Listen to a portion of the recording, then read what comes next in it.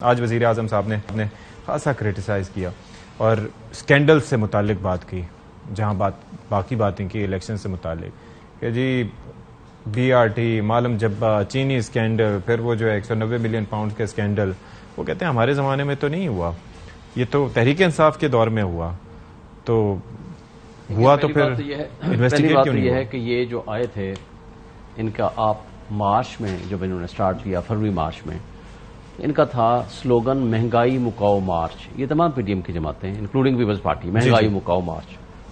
اور 150 روپے پہ جی پیٹرول چلا گیا، 150 روپے پہ. اور جناب ڈالر دیکھیں کتنا آگے چلا گیا، مہنگائی اتنی ہوگی ہے 12% پہ چلی گئی. آج جو پوزیشن ہے 15 مہینے کے بعد ان کو یہ حساب دینا ہے نا، یہ حساب ان کو دینا ہے کہ مہنگائی کا اس آج بھی 38% ہے، لیکن کہتے ہیں کہ ہم 28% پہ یا 26% پہ لے آئیں گے. پہلی بات یہ ایڈمیٹڈ فیکٹ ہے. ان کا اپنا جو سینسز ہے یا ان کا جو کیلکولیشن ہے کہ جی ٹی پی اس وقت 6.1% تھی، آج 0.3% ہے. یہ ان کا اپنے کیلکولیشن ہے. نیکسٹ آپ ان کا دیکھ لیں کہ ڈالر ریٹ اس وقت جو مل رہا تھا 170-180 کے درمیان فلکچویٹ کر رہا تھا، اور آج ان کے بقول کہ جناب ہم نے بہت چیزیں سنبھال لی، ٹھیک کر لی، آج بھی 280 پہ مل رہا ہے. اور وہ بھی عام طور پر 280 ملتا نہیں ہے، اس سے زیادہ پہ ہی ملتا ہے. تھوڑا سا آگے پیچھے ہوتا ہے. ہم اس کو 280 کر لیں، 275 کر لیں، 285 کر لیں. آج کا یہ پوزیشن ہے 15 مہینے کے اندر اندر. اور آج بھی اگر ہم ان کو دیکھیں بجلی کے سٹیٹ پہ تھی، پریکٹیکلی آج بجلی اگر ایوریج نکالیں تو وہ 50 روپے یونٹ جا کر پڑتی ہے. پیک آورز اور دوسرے آورز کو ملا کے جب آپ ایوریج نکالیں گے تو 49% وہ پر یونٹ پڑتا ہے. اور اسی طرح آپ اگر باقی بہت ساری چیزیں ہیں، لیکن آج جو بنیادی انسانی حقوق کی معطلی ہے پوری دنیا میں آپ کے اوپر سوالیہ نشان ہے کہ لوگوں کو گھروں سے اٹھایا جاتا ہے، چادر چار دیواری کی پامالی کی جاتی ہے، لوگوں کے اوپر تشدد کیا جاتا ہے، ننگا کیا جاتا ہے، ان کی ویڈیوز بنائی جاتی ہیں. اور آج کسی جگہ پہ یہ جو ان کے اوپر داغ ہے یہ بہت بڑا کہ 2 صوبوں میں غیر آئینی حکومت بیٹھی ہوئی ہے. اور اس کے ساتھ آپ دیکھ لیں کہ کشمیر میں جو اکثریتی پارٹی تھی جو اقتدار میں تھا اس کو اتنی سینسٹیو جگہ پہ اس کو اقلیت میں بدل دیا گیا. اور سملرلی آپ جی بی میں چلے جائیں، جی بی میں بھی جس کے پاس پی ٹی آئی کے پاس 24 سیٹیں تھیں، نون پیپلز پارٹی اور جے یو آئی کے پاس 9 سیٹس تھیں. 9 سیٹس والے کے ذریعے اقتدار چینج ہو گیا اور 24 سیٹ والوں کو لوٹاکریسی کے ذریعے فارغ کر دیا. وہ بھی اتنی سینسٹیو جگہ ہے جتنی آپ کی کشمیر ہے. لیکن وہ تو معاملہ فارورڈ بلاک کا تھا نا، اس سے کیا کیا جا سکتا ہے؟ فارورڈ بلاک کون بناتا ہے؟ ہمارے ملک میں کس طرح بنائے جاتے ہیں، کس طریقے سے ہم نے پہلے سندھ ہاؤس میں بٹھا کے لوٹاکریسی کی بنیاد رکھی تھی پچھلے سال بھی. دیکھیں اگر آپ نے جو کراچی میں ہوا 193 والے کو، حافظ نعیم کو، وہ میری پارٹی کا نہیں ہے، ہم انکنڈیشنل سپورٹ کر رہے تھے. تو بندے غائب کس پارٹی کے ہوئے تھے یہ بھی تو دیکھیں نا. دیکھیں غائب ہوئے یا کیے گئے، دیکھیں آپ نے یا کسی کو اٹھا لیا یا کسی کو لالچ دی، 2 ہی آپشن ہے نا. آپ کا ایک بندہ نہیں ٹوٹ رہا ہے، دوسرے پارٹی کے آپ بندے توڑ رہے ہو. تو یہ لوٹاکریسی یا ہارس ریڈنگ کس کو بولتے ہیں؟ یا آپ کا جبر کا نظام جو آپ نے قائم کر رکھا ہے. آج پولیس جس طریقے سے، دیکھیں جبر اور خوف کی فضا میں آپ نے کوئی الیکشن کرا سکتے ہیں. 180 مقدمات چیئرمین پی ٹی آئی کے خلاف ہیں پاکستان کی تاریخ میں. یہ واحد کارنامہ ہے اس گورنمنٹ کا. مجھے بتائیں کیا پاکستان میں اس طرح کبھی پہلے ہوا ہے؟ یہ ڈسکریڈٹ ان کے پاس ہیں. جب یہ مارکیٹ میں پبلک میں لوگوں کے پاس جائیں گے تو ان کے پاس یہ سارے سوالوں کا جواب دینا پڑے گا.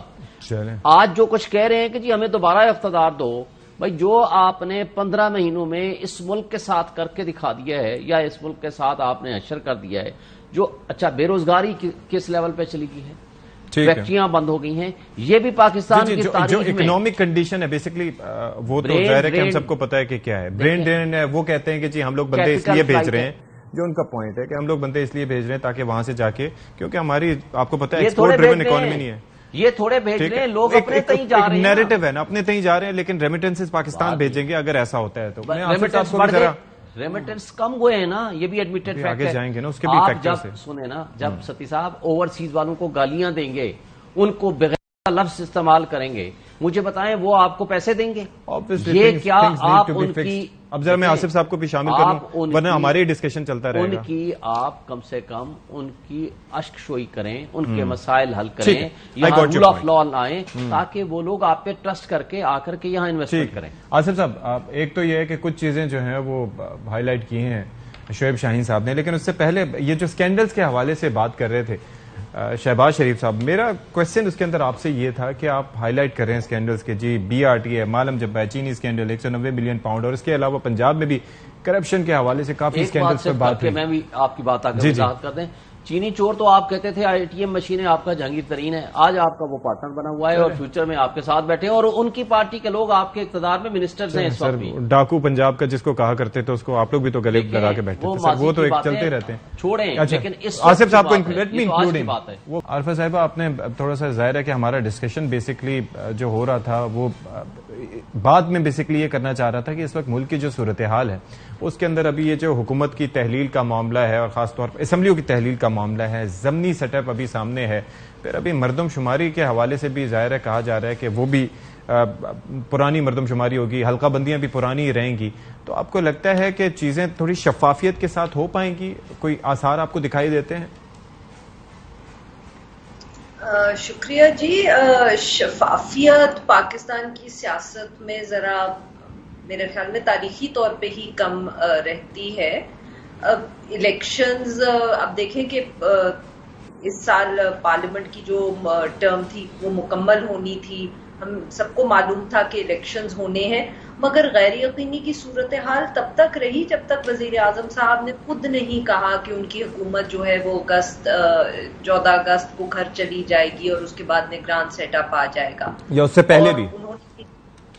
جی بالکل, اور اس سے پہلے بھی, مگر اس کے بعد بھی ابھی بھی کچھ نہ کچھ غیر یقینی تو ہے ہی صحیح. ابھی بھی کچھ لوگ ہیں جو یہ یقین نہیں کرتے کہ الیکشنز ہو جائیں گے, اور اس میں کسی فرد کا میرے خیال میں ایسا قصور تو ہے نہیں. ہمارا سسٹم ہی ایسا ہے, ہماری تاریخ ہی ایسی رہی ہے کہ کبھی کسی کو معلوم نہیں ہوتا کہ کیا ہوگا کیا نہیں ہوگا. اور خاص طور پہ پچھلے سال, اس سال میں معاف کریے گا, جو پنجاب اور خیبر پختونخوا کے الیکشنز نہیں ہوئے آئینی مدت گزرنے کے بعد, تو اس کی وجہ سے اور قیاس آرائی ہوئی ہے. سینسس کا معاملہ مجھے لگتا ہے کہ اب شاید اتنا اہمیت اس کی اتنی نہیں رہ گئی, because basically let's be very honest, election اگر نہیں ہونے تھے تو وہ اس کی وجہ اور تھی, مگر ایکسکیوزز ہم آبویسلی یا جسٹیفیکیشن جس کو کہتے ہیں کہ وہ ہم پھر بعد میں ڈھونڈتے ہیں فیصلہ کرنے کے کہ الیکشنز کرنے ہیں نہیں کرنے, کسی نے پاور میں آنا ہے نہیں آنا ہے, اس کے بعد ہم سوچتے ہیں کہ اچھا اب اس کو ہم نے جسٹیفائی کیسے کرنا ہے, اس کو ایکسپلین کیسے کرنا ہے. تو میرا ذاتی خیال یہ ہے کہ جو یہ سینسس کی گفتگو ہوتی تھی, یہ ہوتی تھی کہ اگر ضرورت پڑے گی تو ہم اس کو استعمال کریں گے ٹو سے کہ الیکشنز میں تاخیر کیوں ہو رہی ہے. اب شاید اگر یہ فیصلہ کر لیا گیا ہے کہ الیکشنز ہونے ہیں تو پھر میرے خیال میں اب سینسس کی جو وہ ایک جسٹیفیکیشن تھی اس کی ضرورت نہ پڑے, اور باقی جو شفافیت ہے وہ الیکشنز کیسے ہوگا, جماعتوں کے ساتھ کیا رویہ رہے گا, الیکشن ڈے پہ کیا ہوگا, یہ تو ابھی ہم دیکھیں گے.